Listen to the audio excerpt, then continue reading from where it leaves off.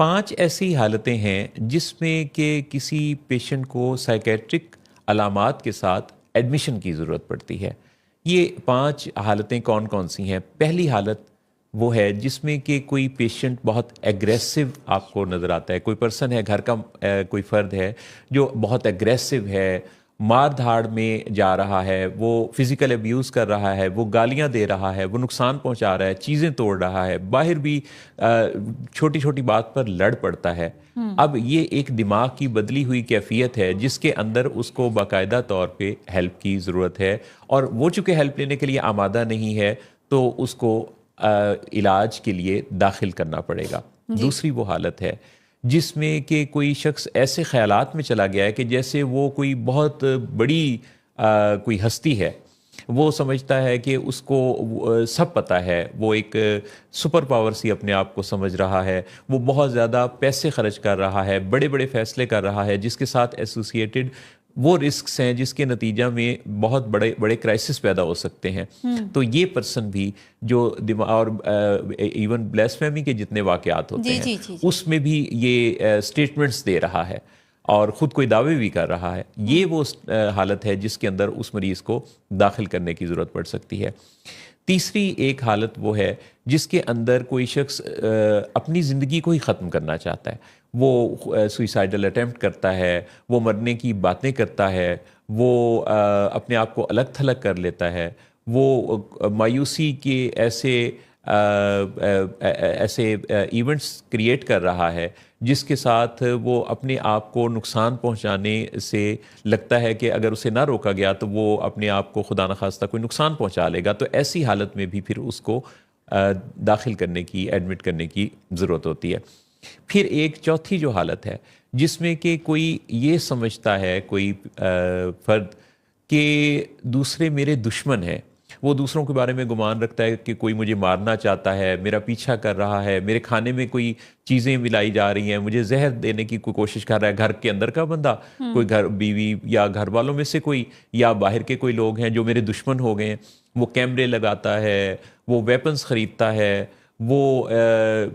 چپکے نظر رکھنا شروع کر رہا ہے، دوسروں کو دیکھتا ہے تو یہ دیکھتا ہے کہ یہ میرے خلاف کوئی سازش کر رہے ہیں، اور وہ باہر تانکا جھانکی ارد گرد اس کو اڑوس پڑوس ہر طرف سے یہی لگتا ہے کہ مجھے نقصان پہنچانے کی پلاننگ ہو رہی ہے۔ یہ بھی وہ حالت ہے جس میں کہ وہ اپنے آپ کو مریض نہیں سمجھ رہا، تو وہ ایسے مریض کو پھر کوئی بڑے نقصان سے پہلے داخل کرنا ہوگا۔ اور اسی طرح سے ایک جو حالت ہے جس کے اندر کوئی پیشنٹ دوائیاں لے رہا ہے کافی عرصے سے، یہ 5ویں وہ حالت ہے کہ جس میں کہ کوئی سائیکیٹرک پیشنٹ ڈکلیئرڈ ہے لیکن افاقہ نہیں ہو رہا، یعنی دوائیاں چل رہی تھیں کافی عرصے سے لیکن اس کا کوئی نتیجہ نہیں نکل رہا، پھر بھی وہی دوائیاں چل رہی ہیں۔ اب کیا ہے کہ ایسے پیشنٹ کو لائف سٹائل چینج تو ان سب کو ہی چاہیے، پر اس پیشنٹ کو بھی جو کہ بظاہر کوئی کرائسس پیدا نہیں کر رہا، اس کو علاج کے لیے داخل اس لیے کرنا پڑے گا تاکہ پتہ چلے کہ کہاں کہاں کیا کیا تبدیلیاں کرنی ہے، دوائیوں کو ریوائز کرنا ہے، پھر اس کے علاوہ اس کے لائف سٹائل چینج پر کیا کام کرنا ہے۔ اچھا، ایڈمیشن کے ساتھ جو ٹریٹمنٹس ہوتے ہیں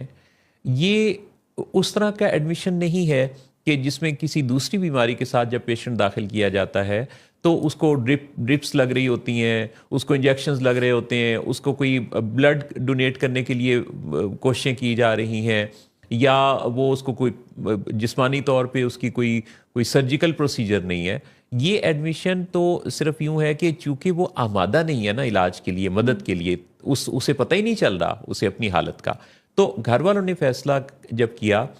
تو اس فیصلہ کرنے کی ضرورت کے نتیجہ میں جو اس کی دوائیاں ہیں وہ ہو سکتا ہے کہ شروع میں کوئی 1-2 دفعہ اس کو کوئی انجیکٹیبلز کی ضرورت ہو جو کہ جیسے اثر کرنا شروع کرتے ہیں، جو کہ دماغ کے اندر جو ایگریشن والے کیمیکلز ہیں ان کو بلاک کرنے والی دوائی ہوتی ہے، اور اس کے اثر کے پورا ہونے سے پہلے ہی پیشنٹ کے ساتھ ہونے والی بات چیت سے پیشنٹ بات چیت سننے کے قابل ہو جاتا ہے، اور پھر اس کو اورل میڈیکیشن پہ شفٹ کر دیا جاتا ہے، اور اس دوران پھر اس کے ساتھ بات چیت سے اس کو ایڈجسٹ ہونے میں مدد ملتی ہے۔ اچھا، اب اس علاج کے اندر سب سے پہلا جب یہ فیصلہ ہوتا ہے نا کسی مریض کو جو کہ علاج کے لیے آمادہ نہیں ہے اس کو داخل کرنے کا، تو فیملی کے ساتھ بات چیت جو نوٹس کر رہا ہے نا، گھر کے جو لوگ یہ وہ لوگ فیصلہ کریں گے اور وہ ماہرین سے ملاقات کریں گے اور وہ ڈسکس کریں گے کہ یہ صورتحال ہے. اس میں یہ بعض اوقات لوگ اس سوچ میں ہوتے ہیں کہ وہ مریض جو کہ ہیلپ جس کو چاہیے، جو نقصان پہنچا رہا ہے، جسے پتہ نہیں چل رہا، جس کی حالت خراب ہے، وہ آمادہ نہیں ہے، تو پھر انتظار کرتے رہتے ہیں یا سوچتے ہیں کہ ہم کریں تو کریں کیا. لیکن اس کی طرف سے تو فیصلہ نہیں آئے گا، فیصلہ کریں گے فیملی ممبرز. سو ماہرین سے مشورے سے راستے ملیں گے کہ کیسے کیا کیا سٹیپس ہیں جن کی مدد سے اس طرح کے پیشنٹ کو اگر ضرورت ہے تو پھر اگر وہ خود اپنے لیے فیصلہ نہیں کر پا رہا تو فیملی فیصلہ کرے اور اس پیشنٹ کو ہاسپٹل میں ایڈمٹ کروایا جائے. اسی طرح یہ خاص بات ہے کہ وہ مریض سب سے پہلے جو اس کے اندر بہتری آئے گی وہ آئے گی کہ جب وہ ہاسپٹل میں شفٹ ہوگا تو وہ اس کا ایگریشن تھم جائے گا، وہ اپنے آپ کو یا دوسروں کو نقصان پہنچانے کی جو شدت ہے وہ شدت ٹوٹ جائے گی، کیونکہ فوری طور پہ جو میڈیسنز ہیں وہ انجیکٹیبل یا اورل میڈیکیشن کی صورت میں اس کے اندر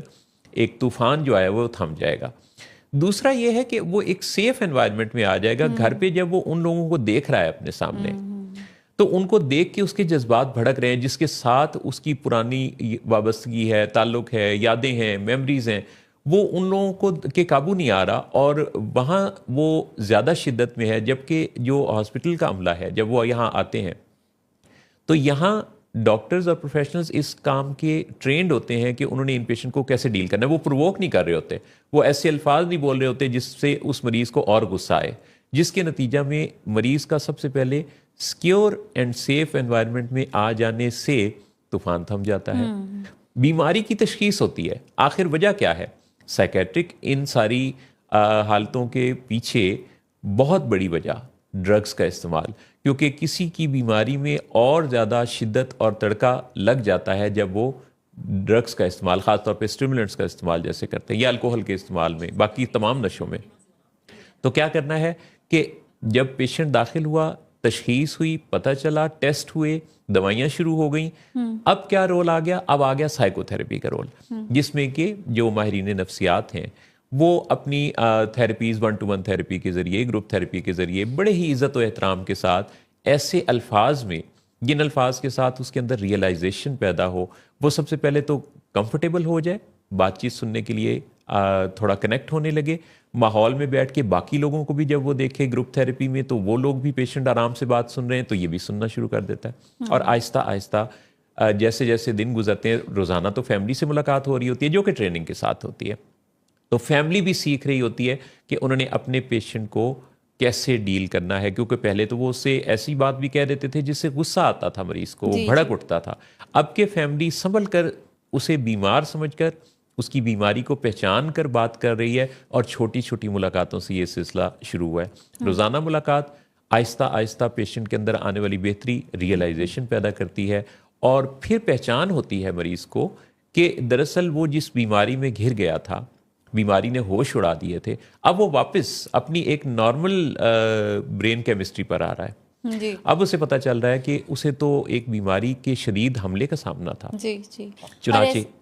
وہ آہستہ آہستہ بہتر ہو کے اور پھر جب اسے ایک اچھی صحت مند زندگی کا ذائقہ ملتا ہے